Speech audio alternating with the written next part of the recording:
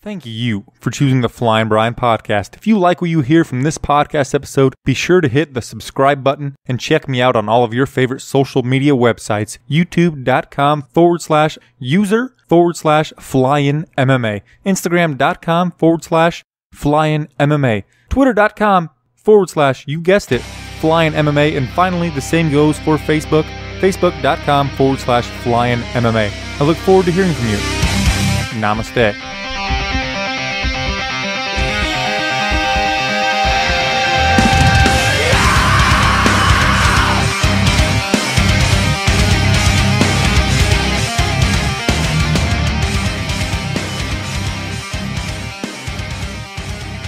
What's up, headbangers? I am your host, Flying Brian.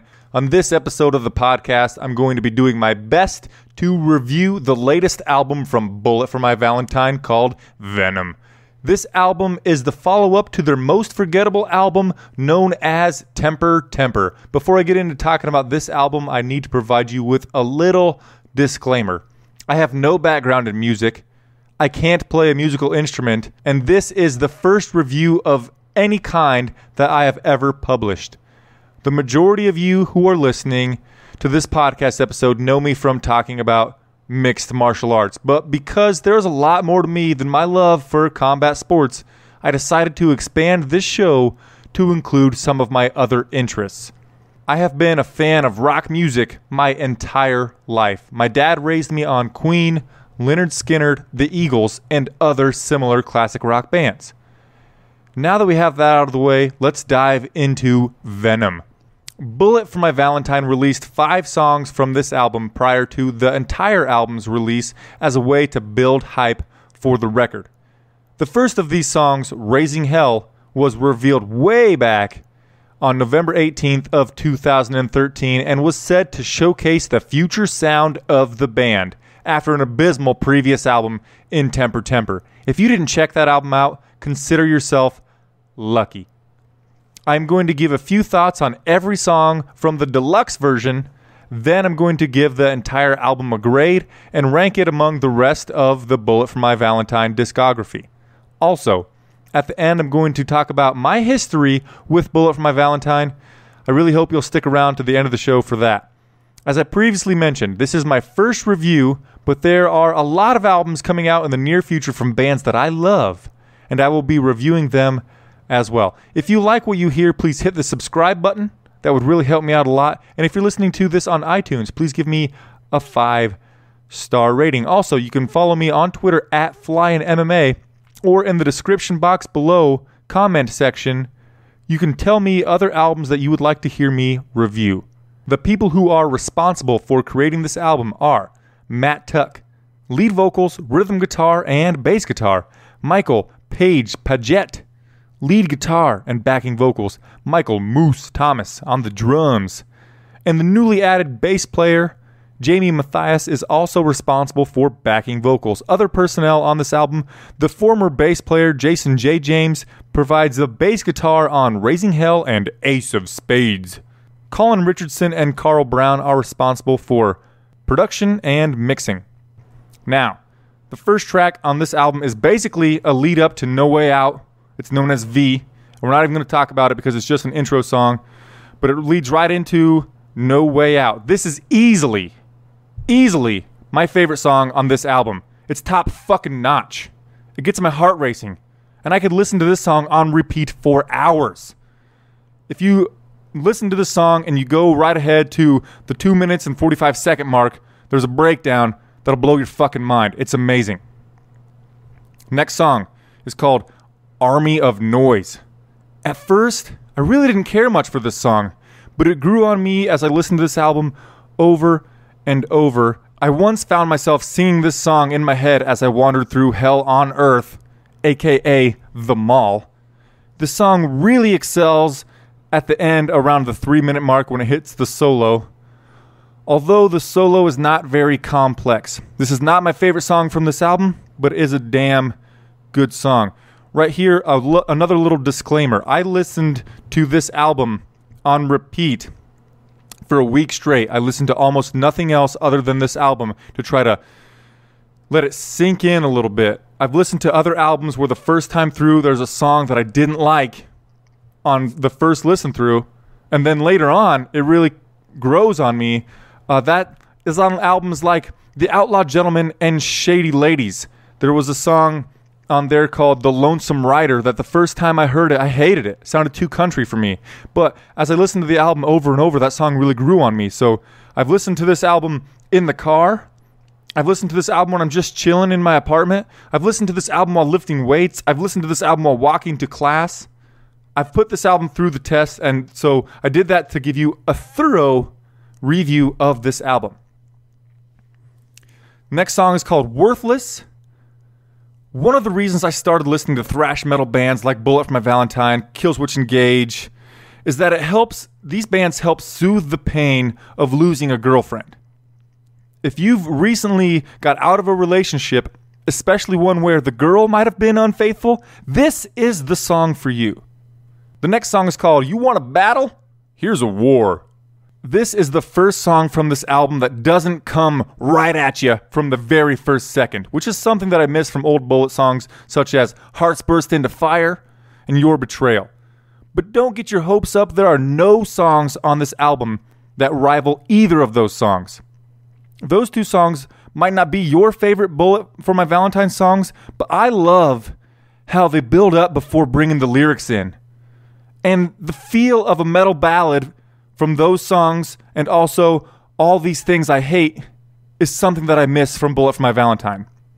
This song has some similar characteristics to those songs, and for that reason, it is one of my favorite songs on this entire record. The sixth track on this album is called Broken, and it is yet another song from this album that comes in at high speeds and never slows down. It is also a song that will help anyone who recently had some heartache in their life or wants to lift some rather large amounts of iron in the weight room. It'll really help them out. Screaming and growling is something that was really missing from Temper, but to my delight, it is in abundance throughout this entire album and is used frequently in Broken. The seventh track on this album is also the title track on this album, Venom. I fucking love this song. The song fits right where it needs to be on this album, in that number 7 spot. I am drawn towards metal songs that are more sing-songy than screaming, but still have that zest of a scream from time to time. Aside from Army of Noise, this song is the most intricate in terms of lyrics on the entire record. Listen to this song and tell me you don't love it. Number 8, The Harder the Heart, the harder it breaks.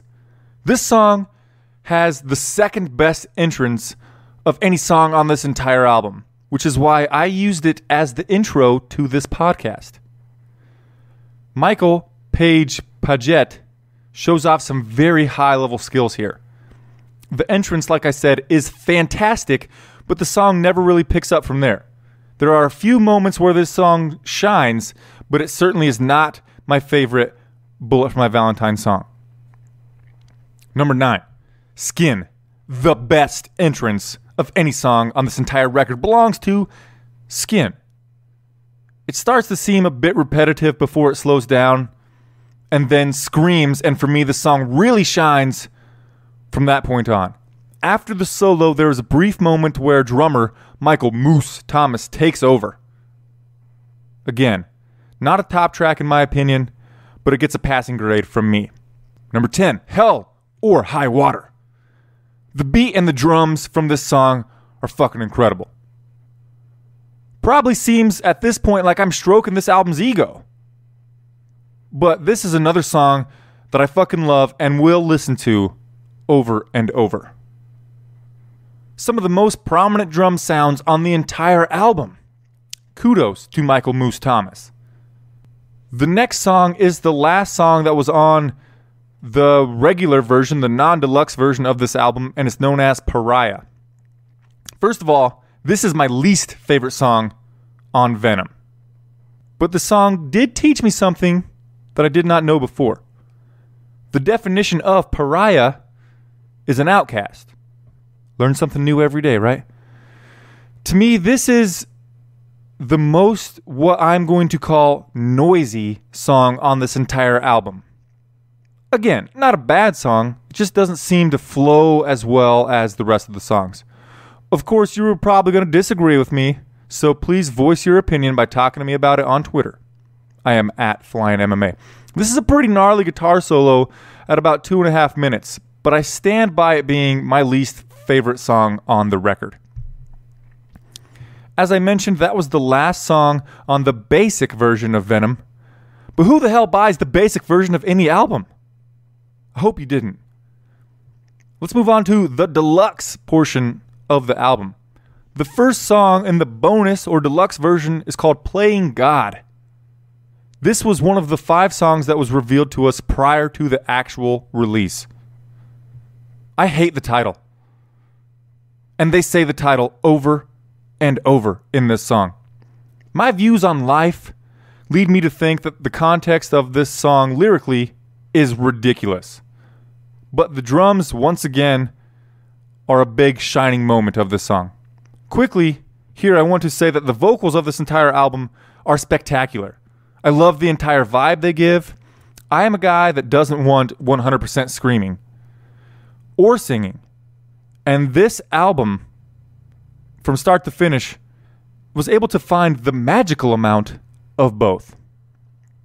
Number 13, Run for Your Life. The mixture of singing and screaming in this song is what stands out for me in this song, and I couldn't be happier. When you're listening to this song at about the 2:20 mark, you're going to start bobbing your head because the drums are so fucking cool, and immediately after that, you're going to have your fucking face melted completely off by Paige. You're going to look back on that song with Loving Memory, which is the title of our next track. First thing you'll notice from In Loving Memory is the tone of the guitar at the beginning of the song will be a little bit refreshing because this is something that hasn't changed too terribly much during the course of listening to this entire album. I love the moments when it's just guitar. It's not a solo, but it's a calm moment right before they bring back the rock. Lyrically, this song is fun, right up until the last bit where it just repeats the song's title over and over again. Finally, we've made it all the way to the last track on the deluxe version. The song is called Raising Hell. The last time we hear from the band's longest running bass player, Jason J. James. Bullet for My Valentine used this song to give us a preview of how they would redeem themselves after Temper Temper. Again, if you missed that album, you absolutely missed nothing. I remember when they dropped this song on us, and I was digging the sound, but couldn't stand how repetitive it is, and I still feel that way. The song could have been completely left off the record, and I would have been fine with it. One of my complaints about Temper Temper is that most of those songs were 45-second songs that they elongated to 3-ish minutes. The sound of this song is on point, but like I said, it could have been a 45-second song. Now, talking about this album as a whole, they were trying to bring back the thrash metal sounds from Scream, Aim, Fire, and they were very successful in that. I love this album. Yet, it's not as good as Scream, Aim, Fire, in my opinion, because this album doesn't have as many memorable songs. In a year down the road, I'm not going to look back at this album and think, wow, I haven't heard that amazing track in a long time. What the hell have I been doing with my life? There are a couple of songs like that, but the album as a whole isn't that way. For me, No Way Out is easily the best song on the record. This will be in my recently played for a very long time. My next 2 favorite songs are Venom and You Want a Battle? Here's a War. So ranking this album amongst the rest of Bullet for My Valentine's discography, I would put it in a tie for second place with The Poison, behind Scream, Aim, Fire. As for giving this album a Metacritic style rating, fuck all of the other critics on this album who gave it low scores. I'm giving this album a B+ or an 89.9 out of 100. Now, I mentioned that I was going to talk about my history with Bullet for My Valentine. The first song that I ever heard from Bullet for My Valentine was All these things I hate revolve around me.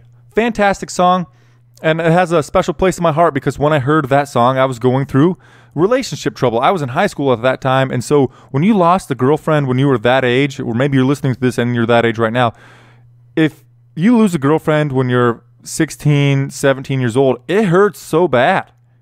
But it'll be fine. You'll get over it. Just listen to bands like Bullet for My Valentine, Killswitch Engage, and you'll get over that type of stuff. Second song I heard was Tears Don't Fall, and at that time in my life, I didn't like the screaming nature of this music. But since that time, that song, man, I tell you what, this band and that style of music has really became my favorite style of music. Tears Don't Fall, in my opinion, is one of the greatest songs of all time. It ranks right up there. If you're thinking about some great thrash metal songs in the 2000s, that's got to be close to the top.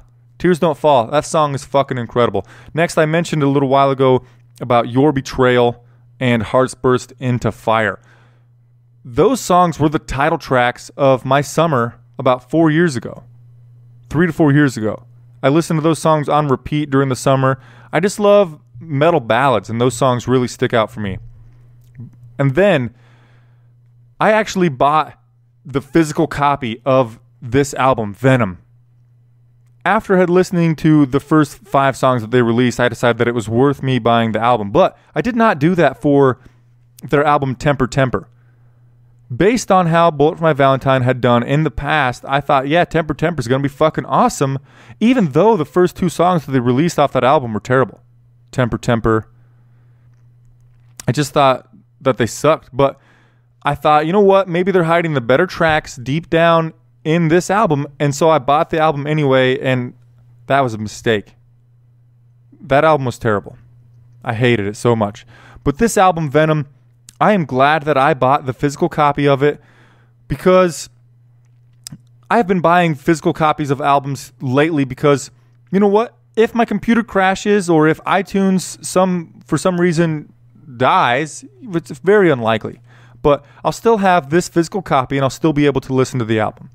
And then, you know, I was buying albums on iTunes quite a bit, and one of the things that made me sad was, you know, you give that $11 away or $12 away for an album, whatever it is, and you don't really get any physical thing in return. So I bought the physical copy of the album. You get the same quality of sound when you rip it off of the CD and into your iTunes that you do when you just download it in iTunes, but now I still have the physical copy. If I would have enough money, if I would have enough dineros in my bank account, I for certain would have bought the vinyl version of this that comes with the digital download. But you see, the thing is, I'm a college student and I don't have very much money. So this physical copy, the CD of Bullet for My Valentine's Venom, the deluxe edition, cost me, I think it was $10.99 at my local music store. And it's $12.99 on iTunes. So I actually saved $2. It did cost me a little bit of money in gas to get up there, but still.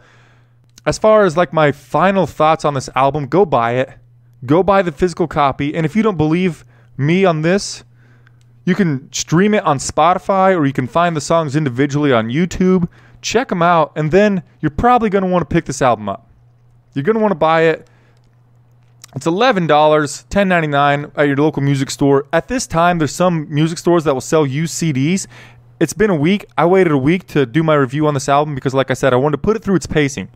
I wanted to listen to it over and over again so that I could really get my thoughts on each and every song and the depth, really dive into this album. Maybe there's at your local music store, there's a used CD. If there is, buy that thing right now. Buy it. If you completely agree with my assessment of any of these songs or the album as a whole, I would love to hear from you in the comment section below if you're watching this or listening to this on YouTube, or if you're listening to the podcast version on SoundCloud or Podomatic or iTunes or Stitcher or any of that, and you're on your phone and you can't see the comments section, go over to Twitter or to Flying MMA on Facebook. On Twitter, I am at Flying MMA, and just tell me your thoughts. I'd love to hear from you, and you can tell me, dude, your fucking review of that album sucked balls, and so did that album. Go fuck yourself. Tell me that on Twitter. Thank you so much for listening to this review.